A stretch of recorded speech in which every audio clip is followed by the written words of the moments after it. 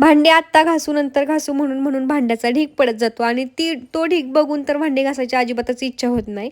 माझ्यासोबत पण असंच झालं. नंतर घासू म्हणून भांड्याचा ढीग साठला आणि मग काही घासूच वाटत नव्हती भांडी. पण सगळं एकवटलं आणि नंतरनं सगळी भांडी घासून काढली आणि त्यानंतरनं मग किचन क्लीन करायला घेतला. आता दिवसातून एकदा तरी सकाळी किंवा संध्याकाळी असं मी घासून किचन क्लीन करते. तर आज सकाळचा करत होते. मला घासल्याशिवाय किचन साफ झाल्यासारखंच वाटत नाही. त्यामुळे तेलकटपणा पण जातो. त्यानंतर ना आद्या तिच्या 2 बेबीजला छान अशी स्टोरी सांगून झोपवत आहे आणि मला आज एका माझ्या फॉलोअर्सकडून एक छोटंसं गिफ्ट रिसीव्ह झालेलं आहे, ते म्हणजे फेस टोनर.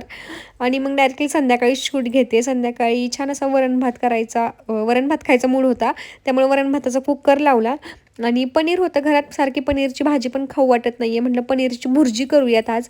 मग त्याच्यासाठी सगळी चॉपिंग करून घेतली. आता पनीरच्या भुर्जीमध्ये मला काय काय वेगवेगळं टाकायचं होतं, पण ते काय अवेलेबल नव्हतं. जेवढं होतं त्याच्यामध्ये पनीर